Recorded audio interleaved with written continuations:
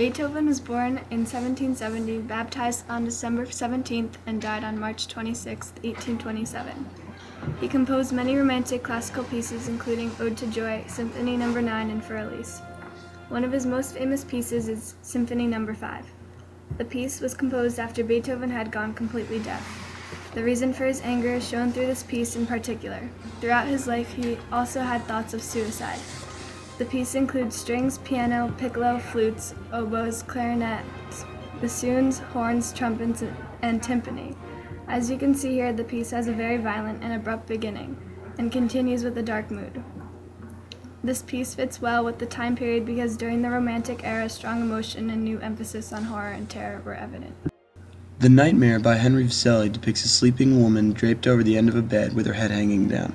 The painting was completed in 1781. It is an oil painting on canvas. It uses exaggeration of body parts and contorted attitudes of the characters. Sitting on top of her is an incubus, a demon in male form who lies upon sleepers, particularly women, in order to have intercourse with them. Also in the painting, lurking in the shadows, is a horse with bright yellow eyes. These creatures symbolize the association of mythical creatures with nightmares. The nightmare has had an influence on literature, especially the novel Frankenstein by Mary Shelley. Late in the novel, the creature has decided to execute his revenge on Victor by murdering Victor's wife. The night of Victor's wedding, he hears his wife scream, and upon running to her bedroom, glaring at him with evil yellow eyes is his creature standing over his beloved and now deceased wife. Frankenstein, or the Modern Prometheus by Mary Shelley, was published in 1818. The novel is about Victor Frankenstein, a scientist from a wealthy family who grows up a little strayed from the norm. Victor, now a young man, creates a living creature from dead human body parts. Victor resents the creature for its ugliness when it is made, and tension leads to revenge, and the monster returns to take revenge on Victor for the resentment he has shown towards him. The novel questioned the themes of life and death as well as ethics and morals. It let the reader imagine and fantasize to major extents. Romanticism was about fantastic imagination, and this novel portrayed that perfectly. The Raven by Edgar Allan Poe is a poem that traces a man's slow deterioration into madness. Poe was born on January 19, 1809, and died October 7, 1849. The poem was written in 1845. The raven itself is a talking bird that follows the man's life. The raven reveals nothing but excites his soul to burning.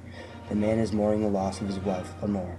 The poem slightly reflects Poe's deceased wife, a 13-year-old cousin, Virginia Clem.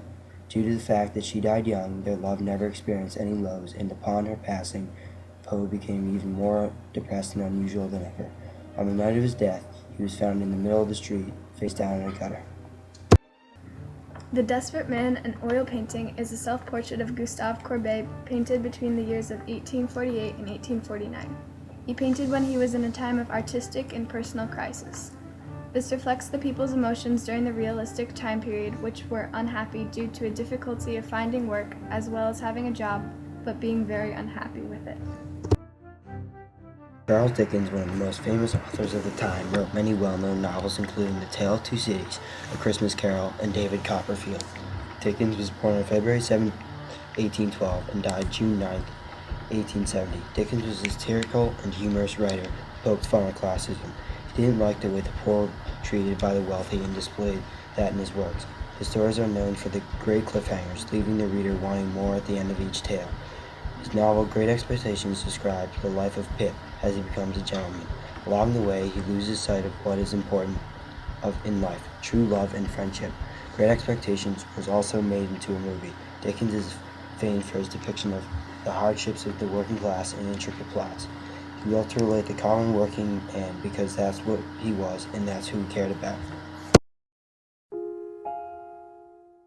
Claude Debussy was a French composer who was born on August 22, 1862, and died on March 25, 1918.